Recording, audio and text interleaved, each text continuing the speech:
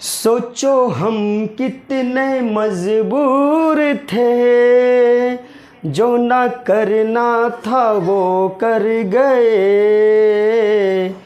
पीछे मुड़ के जो देखे ज़रा, अपने हालात से डर गए, अपने हालात से डर गए। एक खुशी की तलाश में थे, कितने गम हमको तड़पा गए। हेलो दोस्तों, स्वागत है आपका अपने YouTube channel the learning circle में। दोस्तों, मैं हूं लक्ष्मी नारायण यादव। आइए दोस्तों, हम आज करड़ी के बारे में पढ़ेंगे। करड़ी होती क्या है? किसी संख्या का कोई मूल ज्ञात करने का जो सांकेतिक नाम है वही करड़ी होता है, और करड़ी का जो संकेत होता है ये होता है। ठीक है, देखिए, करड़ी के अनेक रूप हैं। करड़ी के अनेक रूप हैं। अब रूपों को आप देखिए भाई, कितने कितने फॉर्म इसके हैं, अनेक रूप हैं। सबसे पहली बात देखो, एक तो ये करड़ी है, पहली पॉइंट, ये करड़ी है, और यह भी करड़ी है, यह भी करड़ी है, सभी तो करड़ियाँ हैं। लेकिन इसमें क्या होता है, करड़ियों की कुछ घातें होती हैं। उन घातों के आधार पर करड़ी का मान ज्ञात किया जाता है, और करड़ी के अंदर जो संख्याएं होती हैं उनका वर्गमूल, घनमूल, चतुर्थमूल, पंचम मूल, षष्ठ मूल, सप्तम मूल, जितना चाहे 1000 2000 मूल आप इसका ज्ञात कर सकते हैं। तो देखिए, अगर यहाँ पर इसकी जो घात है, अगर कुछ घात नहीं होती है तो उसको हम क्या कहते हैं? वर्गमूल का चिन्ह कहते हैं। क्या कहते हैं? वर्गमूल का चिन्ह, यानी कि स्क्वायर रूट। अगर इसके अंदर कोई संख्या है और यहाँ पर उसकी घात कुछ नहीं लिखा गया है, तो समझ लीजिए उसके अंदर की जो संख्या है उसका हमें वर्गमूल यानी कि स्क्वायर रूट फाइंड करना होता है। ये कुछ नहीं है, या ऐसा लिखा रहता है। मान लीजिए ऐसा हो सकता है। दोनों चीज़ें सेम हैं। ठीक है, ये दोनों चीज़ें क्या हैं? सेम हैं। अब आते हैं तीसरे पे, दूसरे पे आते हैं। यहाँ पे अगर 3 लिखा है तो इसे हम क्या कहेंगे? घनमूल ज्ञात करना है। और किसका? जो संख्या इस करड़ी, इंग्लिश में से सर्च कहते हैं, इसके अंदर जो संख्या होगी उसका हम क्या करेंगे? घनमूल निकालेंगे। अगर यहाँ 4 है तो चतुर्थ मूल निकालेंगे।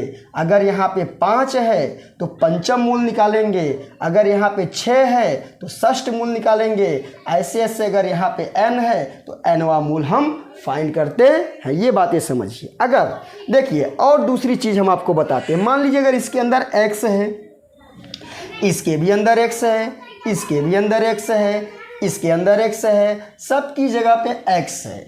अगर इस रूट, ये जो करड़ी का निशान है, इसको अगर हटा के केवल x को लिखना होगा तो सिंपल सी बात है, इस x को हम बेस बनाएंगे। अगर यहाँ पे 2 मूल है, यहाँ पर 2 घात है, 2 पावर है इस हमारे करड़ी की, तो इसके पावर में इसका आधा यानी 1/2। सबके ऊपर अंश में सबका 1 लगाते जाइए, और नीचे आप जो भी दिया गया है संख्या उसको लिखते जाइए। यही हमारा रूल होता है, इसको आप जान लीजिए। आई बात समझ में? ये हो गया हमारा x की पावर 1/6, और यहाँ हमारा हो जाएगा x की पावर 1/n होता है। ये करड़ियों के अनेक रूप हैं, आपको जानना है। इसका नाम इसको हम कहते हैं वर्गमूल, निकालना होता है इसका। इसे हम इंग्लिश में स्क्वायर रूट कहते हैं। समझ लीजिए, फटाफट बता देता हूँ। ये हमारा है घनमूल, निकाला जाता है। इसे हम इंग्लिश में क्यूब रूट कहते हैं। क्या कहते हैं? क्यूब रूट कहते हैं। ये हमारा चतुर्थ मूल है। क्या निकाला जाएगा? चतुर्थ मूल। इसे हम इंग्लिश में फोर्थ रूट कहते हैं। क्या कहते हैं? फोर्थ रूट कहते हैं। ये हमारा पंचम मूल है। कैसा मूल है भाई? पंचम मूल है। इसे हम फिफ्थ रूट के नाम से जानते हैं। ये हमारा है षष्ठम, षष्ठी, षष्ठ, जो भी समझिए आप, ये षष्ठ मूल है। इसे हम 6th रूट के नाम से जानते हैं।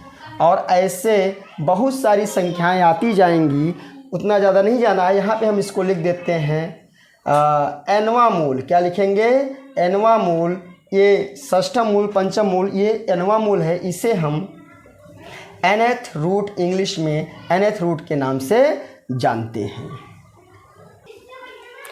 आइए दोस्तों, अभी हमने करणियों के रूपों के बारे में बताया और किस तरह से इसको पावर के रूप में लिखा जाता है वो भी हमने आपको बताया। अब इसे हम हल कैसे करते उसके बारे में सोचिए। जो यहाँ पे x लिखा गया है, x की जगह हम कोई संख्या ले लेते तभी तो आपको समझ में आएगा। मान लीजिए पहले के बारे में, इसके बारे में हम बात करते हैं। यहाँ मान लीजिए 2, यहाँ पे 2 पावर, अब लिखिए न लिखिए 2 माना ही जाता है, ये बात ध्यान दीजिएगा। 2 लिखिए या न लिखिए, लेकिन हमेशा 2 ही माना जाता है। इसके अंदर मान लीजिए 4 है, क्या है, 4 है, तो समझ लीजिए अगर ऐसा लिखा है, बोल दिया इसका मान ज्ञात करिए, तो आप सीधी सी बात आपको समझ लेना चाहिए, इसका हमें वर्गमूल पूछेगा। अगर यहाँ पर लिखा गया है, मान लीजिए आप 27 है और यहाँ पे 3 है, तो समझ लीजिए 27 का हमें घनमूल ज्ञात करना, हमने बताया पीछे, देख लीजिए, इसे घनमूल ज्ञात करना होगा। अगर यहाँ पे मान लीजिए 16 है, क्या है, 16 और 4 है, इसका मतलब इसे हमें इसका 4th रूट फाइंड करना है, इसका 5th रूट, इसका 6th रूट, ऐसे ही बढ़ता जाएगा। चलिए 2-3 हम आपको बता देते हैं। वर्गमूल निकालने के लिए सबसे सिंपल सा नियम है, अगर परफेक्ट स्क्वायर नंबर दिया हो, जैसे 4 है तो 4 का हम फैक्टर करते हैं, गुणनखंड करते हैं, 2 दूनी 4 होता है। वर्गमूल का मतलब 2 पावर लिख देते हैं आपकी समझदारी के लिए, आपके जो है वही समझ लिए जो भी। अगर यहाँ 2 है तो जिन संख्याओं का गुणनखंड होता है, सेम संख्याओं का एक पेयर 2 संख्याओं का जोड़ा बनाते हैं और एक संख्या बाहर निकाल लेते हैं, ये हमारा आंसर हमको मिल जाता है। 27 वाले का अगर आपको करना है तो ध्यान दीजिए, 27 का गुणनखंड करेंगे, 3 तिया 9 तिया 27, आपको पता ही है। अगर यहाँ 3 पावर है तो समझ लीजिए सेम संख्या गुणनफल के रूप में है, तो उसमें 3 का पेयर, अगर 3 है तो 3 का पेयर, 4 है तो 4 का पेयर, 5 है तो 5 का पेयर, 6 है तो 6 का जोड़ा, इस तरह से बनाते हैं। 3 का जोड़ा बन गया, इसमें 3 संख्या, क्योंकि यहाँ पे 3 लिखा है ना, जितना घात है उतनी संख्याओं का जोड़ा, तो यहाँ से हम एक संख्या ही बाहर निकालेंगे। जोड़ा तो 3 संख्या बनाएंगे, उसी जोड़े में से एक संख्या हम बाहर निकाल लेते हैं। मान लीजिए यहाँ पे 16 है, 16 का हम क्या करेंगे, यहाँ पर 4 लिखा है, यानी कि इसका पावर कितना है, 4, इस करड़ी का पावर 4 है, तो 2 दूनी 4 दूनी 8 दूनी 16। अब 4 है तो 4 संख्याओं का जोड़ा बनाइए, एक संख्या बाहर निकला, इसका आंसर हो गया। इसी तरह से इसको हम आगे बढ़ाते जाते हैं। आइए दोस्तों, हम करणियों के बारे में जान लेते हैं। करड़ी 2 प्रकार की होती है, करड़ी 2 प्रकार की होती है। एक तो होती है समान करड़ी या सजातीय करड़ी उसे कहते हैं, सजातीय करड़ी, सजातीय करड़ी, या इसे हम समान करड़ी के नाम से जानते हैं। समझ लीजिए क्या है ये। एक होता है विजातीय करड़ी, विजातीय करड़ी, या इसे हम असमान करड़ी के नाम से जानते हैं, असमान करड़ी। देखिए इसमें होता क्या है, देखिए हम आपको बोलते हैं, इसकी डेफिनेशन आप समझ लीजिए। जब करड़ी की घात, मतलब एक करड़ी नहीं, 2-3, 2 या 2 से अधिक करड़ी वाली संख्याएं होंगी और उन्हीं संख्याओं में आपको सजातीय और विजातीय ढूंढना है। जब करड़ी की घात और करड़ीगत संख्याएं, ध्यान दीजिए, जब करड़ी की घात, अगर यहाँ पे 3 है, दूसरे करड़ी की भी घात 3 होनी चाहिए, तीसरे करड़ी की घात भी 3 होनी चाहिए, चौथे करड़ी की घात भी 3 होनी चाहिए। अगर 1 2 3 4 करणियों की संख्याओं को हमने लिखा है, तो ये पहले क्या बोला, मैंने बोला कि जब करड़ी की घात और करड़ीगत संख्या, यानी कि अंदर की जो संख्या, मान लीजिए x y z, इससे कुछ भी हो सकता है, इसलिए कुछ भी हो सकता है। मान लो यहाँ 25 है, यहाँ 25 है, यहाँ 25, यहाँ 25, यहाँ 40, यहाँ 40, मतलब सेम चीज़ होगी, ये भी सेम होगा घात, और अंदर की लिखी संख्याएं भी आपस में क्या होंगी, बराबर होंगी, x y z। तो इस प्रकार की करड़ी को समान करड़ी कहते हैं। ये तो पहला हो गया, और भी नियम इसका हम बता देते, क्लियर हो जाएगा। मान लीजिए यहाँ पे 2 है घात में, ठीक है, कोई घात नहीं है तो 2 मूल माना जाता है, 2 घात माना जाता है, हमने आपको पहले ही बता दिया है। कुछ नहीं, मान लीजिए इसके अंदर क्या है, 20 है, इसके भी अंदर क्या है, 20 है, इसके भी अंदर क्या है, 20 है, इसके अंदर भी क्या है, 20, यानी कि इसकी घात सबकी सेम है और अंदर की संख्याएं भी आपस में क्या है, सेम है। तो इस प्रकार की कड़ियों की, ये चारों कड़ी आपस में क्या हैं, सजाती हैं, और ये चारों कड़ी आपस में क्या हैं, सजाती हैं। अगर इसको तीनों को आपस में अगर पूछा जाए कि इन तीनों में सजाती कड़ियाँ कौन कौन सी हैं, तो इन तीनों में सजाती कड़ियाँ ये दोनों हैं, ये तो है नहीं, क्योंकि इसकी घात भी इससे अलग है और इसके अंदर की संख्या भी इससे क्या है, अलग है। सीधी सी बात, विजातीय में।